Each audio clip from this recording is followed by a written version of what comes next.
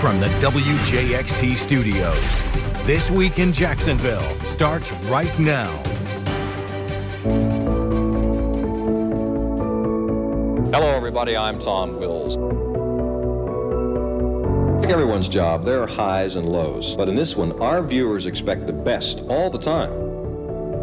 Leonard Skinner's home, of course, was not Alabama. It was Jacksonville. During hurricane season, it's very important to stay close to television or radio. For Jacksonville, it could be a turning point. Football fans, pinch yourself. We've been together for 40 years, you and I. Thank you for the opportunity to be your newsman. And you know what? I wouldn't trade a single minute of it. All right, it is a pleasure today to be joined on set by a man who's known, I think, every set in this studio over the past 5 decades, Tom Wills. Tom just retired at the end of this past week from his role as news anchor for WJXT and News 4 Jax. Tom, this is amazing. You and I have talked about this over the years. Your dedication to this company, why? It's not the only job you can get. You said you have loved working for this company and for this community. It's the Graham family business, going all the way back to Katharine Graham and to Phil Graham. 55 years I've been with this company. I just love working for them. I love what they stand for.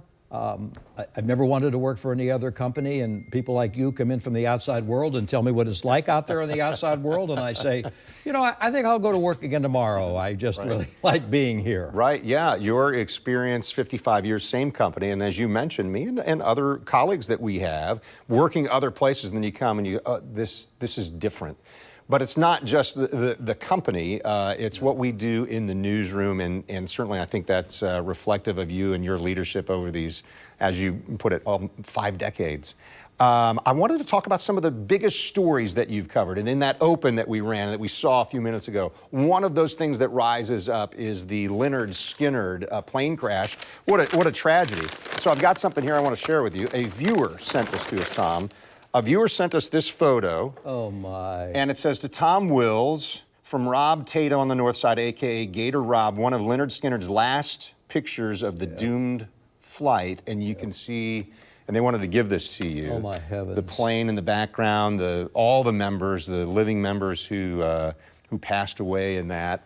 That story was, it was really something that you and the photographer reacted the night it happened. Matter of fact, you even went on air after the late news to say this has happened, and then you went and covered it. We interrupted the newlywed game to report that the plane had crashed, and I was not familiar with Leonard Skinner, but our producer, Mark Darden, he knew who they were, and the phones lit up. People were calling, looking for more information, and we were able to, including family members, and we were able to link them up with a clergyman who called and said that, you know, he would try to get information from Mississippi and bring these people together. And I've said this before, and I want to say it again.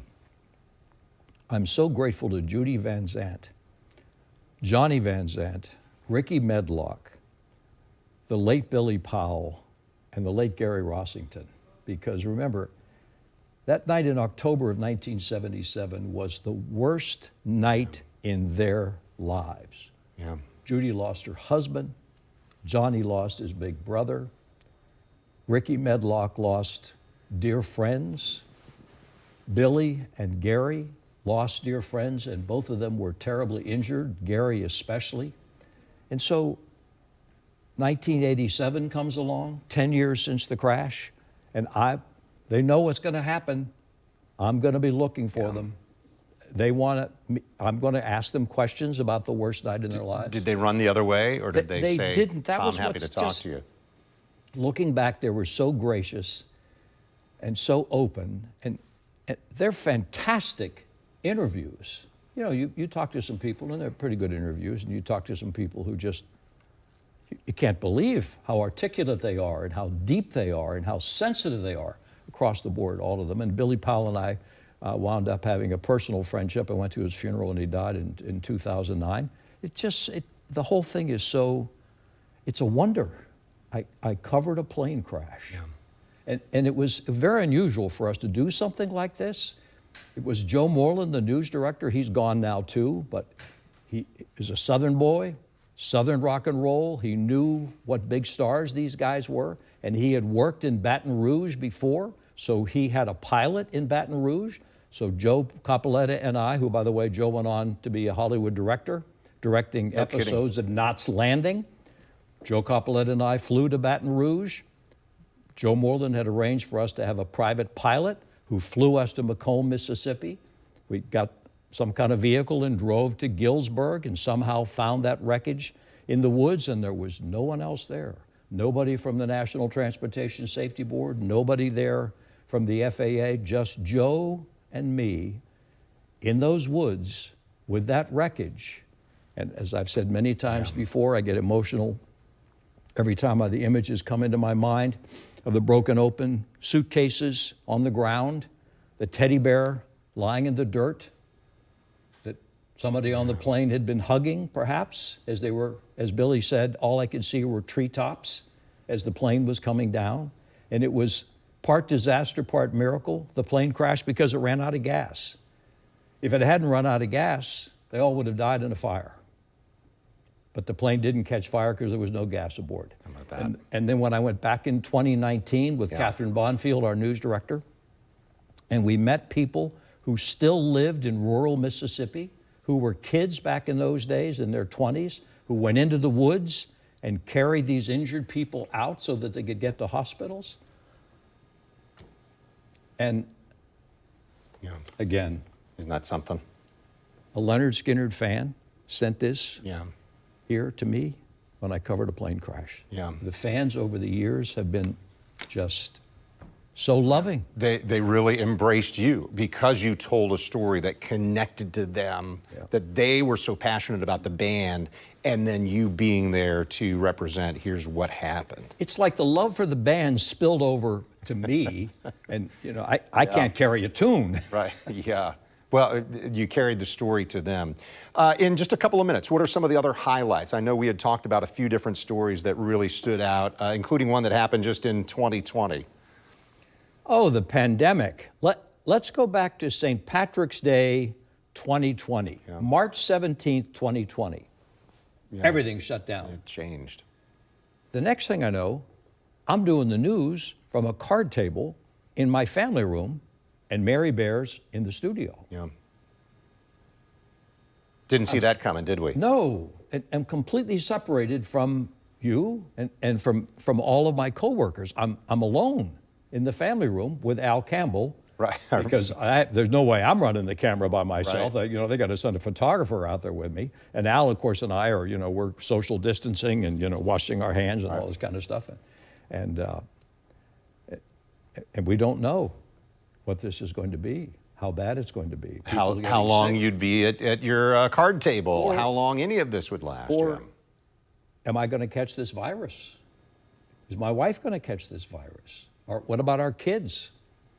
You know, scattered around the country. It was a frightening period, and yet we had to be calm in presenting this story to our viewers, and we had to be reasonable and rational. It was a challenge, but looking back, Kent, I think we did all right. I think we rose to the challenge. Yeah.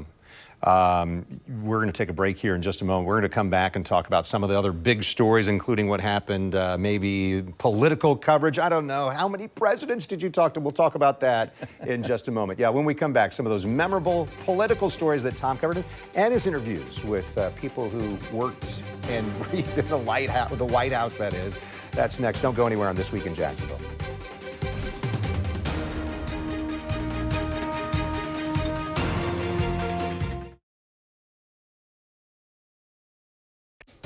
You're watching This Week in Jacksonville with Kent Justice. All right, thank you. We're with Tom Wills today. And so in this segment, I wanted to talk about some of the political stories you covered. And this just stands out to me, especially as a guy who's covering politics for our station these last 14 years.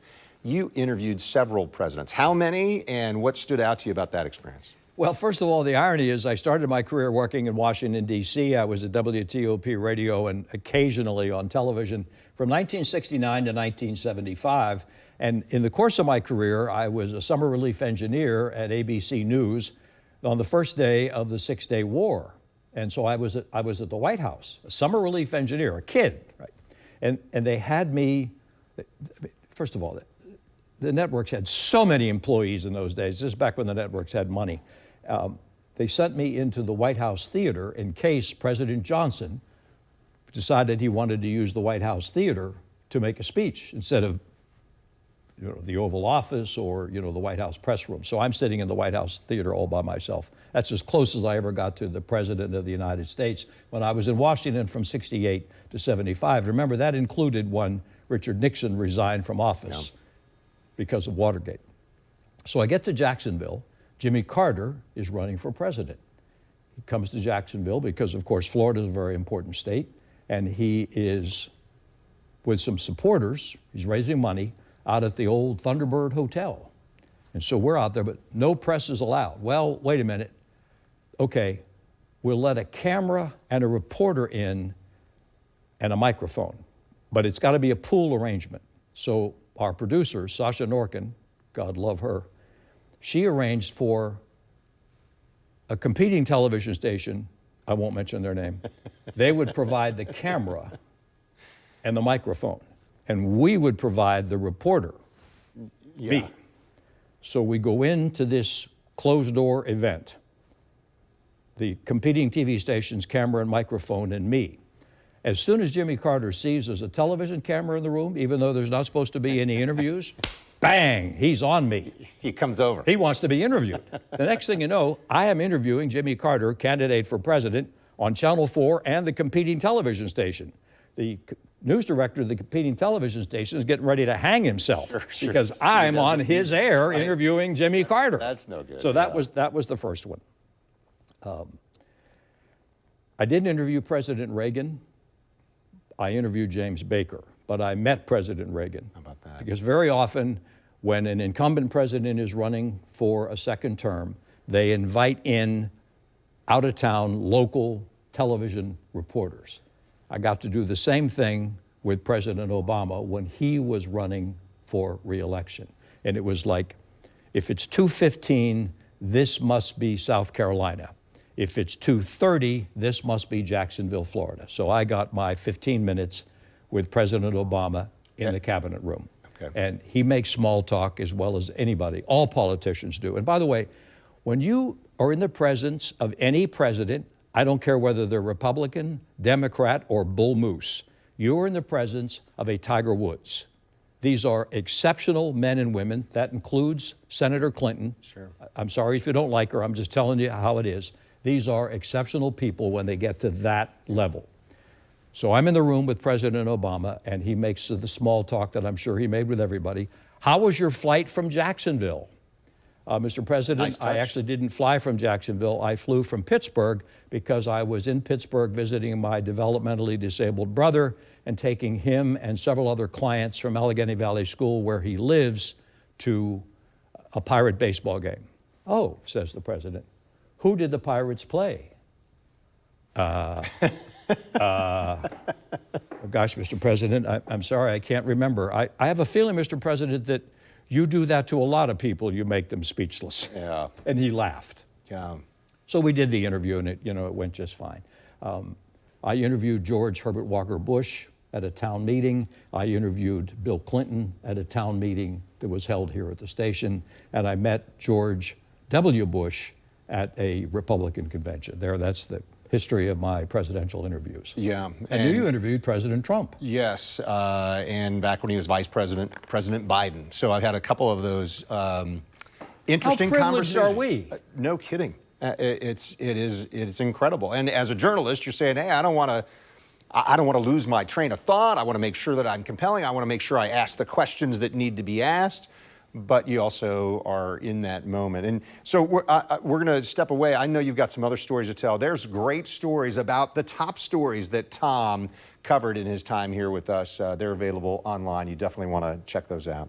Thank you, Tom. And so stay nearby, because when we come back, the lasting legacy of Tom Wills on Northeast Florida, and for all our viewers, plus a big surprise.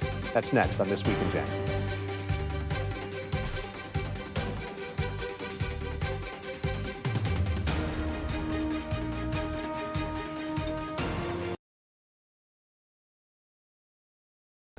You're watching This Week in Jacksonville on Channel 4. So a resolution was introduced in Jacksonville City Council commending Tom Wills as he prepared to retire at the end of this past week. It says the City Council extends its very best wishes for health and happiness in the years to come. His professionalism, calm demeanor, dedication to fair and honest reporting, and love for the Northeast Florida community have made him a legendary figure in journalism in our area, and his reassuring presence on the air every evening will be greatly missed and gratefully remembered. Tom, this is from Jacksonville City Council, and I know that your personality, you're like, I don't want to be the focus of attention, but here it was. And in light of that, we also have a special guest that I want to invite into studio right now, not just City Council in downtown, but Mayor Donna Deegan is here. Don't you have something more important to do than this? How could there be something more important than this? For heaven's sakes. My goodness, what could possibly be more important, my We dear go friend? way back. We certainly do. Don't tell people how far back, okay? No, okay. At least last week. I still can't believe I'm not going to see you sitting at this desk anymore, but I could not let the week go by without stopping and giving you my own sincere love and congratulations and appreciation for everything you've done. And I have a little gift for you. Wow. I want to present you with the key to the city. Oh, thank you, Mayor. Thank you. No one deserves it more, Tom. We have counted on you for so many years, and you've been a part of our family. And we're going to miss having you here, but listen, I already know how busy you're going to be when you get out of here. This man does grandkids to chase and this man does coffees so many to good have. things. Yes. He's just a treasure. You're a treasure, and we love you. And I also have my own proclamation, which can I read a little bit? I don't have to read the whole Yes, thing. please. He's the host. Yes, Okay. please. Whereas Tom Wills has been a cornerstone of Jacksonville's local television news for nearly 50 years, earning a place amongst the broadcast giants, leaving an indelible mark on the community. And whereas Tom Wills has been a steadfast presence on WJXT Channel 4 since 1975. Is that possible? That's what they tell me. Delivering news with unwavering professionalism. That was before I was born, I think. Right. Right. Speak for yourself, Mayor. No, that's obviously a joke. Unwavering professionalism, integrity, and a deep commitment to serving the public. And whereas Tom Wills was a key member of the longest-running four-person news team in the country, setting a standard of excellence in journalism that inspired generations.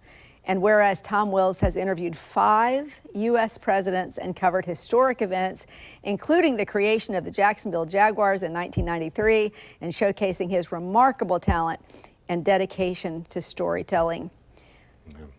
Therefore, I, Donna Deegan, by virtue of the authority vested in me as mayor of Jacksonville, Florida, do hereby recognize the remarkable impact made on journalism and the lives of many throughout the decades-long career of Tom Wills in Jacksonville, and encourage all citizens to join me in thanking Tom Wills for nearly half a century. Half a century, yeah. We're gonna have to correct this because it says half a decade. That's not right. Of his tireless proofreading is an important talent that I hope that you've left to your staff here. Tireless work and exceptional contributions to the city of Jacksonville, and we wish you a fulfilling retirement. Yeah. And there it is. You're here. I'm not the only one in Signed by studio here, but me. how about that? Mayor, thank you for sharing that, and it's not lost on us that one of those incredible stories that Tom and Kent and the rest of us got to cover was that a news anchor in Jacksonville, iconic in your own right, is now the mayor presenting this key to the city. Well, and perhaps I can encourage Tom to come join me at City Hall. Not a chance. I know better, and I would have thought you knew better too, but apparently not. You decided to cross over. Well, you know, we do what we must, but I will tell you that I don't know how we're going to live without watching you on TV every day, but we'll do it, and we will wish you all the joy in the world, and we love you so much. You'll watch Kent Justice, Joy Purdy, Tarek I hope Minor. so. That's right. This guy's okay. You know, he's I appreciate that. hands. Thank you. So, Mayor, you're with us. Tom has made this career about the viewers who watch. He's always said, this is about the people on the other side of the screen. I'm sure you can relate to I love that you call him our newsman, because that's really what he's been, our newsman, and it's been a comfort, right, to be able to turn on the TV and see that that smart, caring man every single night for so many years. While the mayor's here, I know I'd talked to you. It was a surprise that she was coming in. What we were going to talk about here was just the lasting memory or the lasting legacy that you want to leave. What's kind of that final thought you want to leave with our viewers and the people of Jacksonville? Trust. We've got to earn their trust every day. Especially all the viewer comments that I've received, they told me that they trust me. Yeah. So that's the legacy. The people who are still here, you've got to earn their trust every single day. That's our coin. You bet. Love And you that. know that too. You got to do the same thing. Absolutely. Thank you. Thank you for the reminder. You heard it from the old man. And so just to confirm, you're not running in like 7 more years to try and become the mayor of Jacksonville? No chance. Famous last words, Kent. Famous last words. I haven't worked on them yet. Oh, my goodness. Mayor, thank you so much. Thank you so much. Tom, yes. love you so much. God bless you. God bless you. You're the best. Thank you for that. And I guess You always have that key if you need it. You know? we'll find out which doors it gets into around the city, I suppose. Yeah, knocking on doors here. All right. Thank you, Tom. All right, and thank you for watching today. So, Jimmy Petronas, Florida's Chief Financial Officer, he'll be with us next time. This Week in Jacksonville airs each Sunday morning at this time. And I'm Kent Justice, so thanks for watching on air on Channel 4, the CW17, and of course online or streaming on News4Jax Plus. And also make some time to check out This Week in Jacksonville Business Edition. This week's episode on the podcast looks at the freelance economy. You're going to be able to find new episodes every Thursday at 9 a.m. And you'll find it right now on News4Jax Plus under the channel This Week in Jacksonville. And I know you join me in saying happy retirement, Tom Wills. See why every day more people are choosing News4Jax, Northeast Florida and South Georgia's #1 source for local news.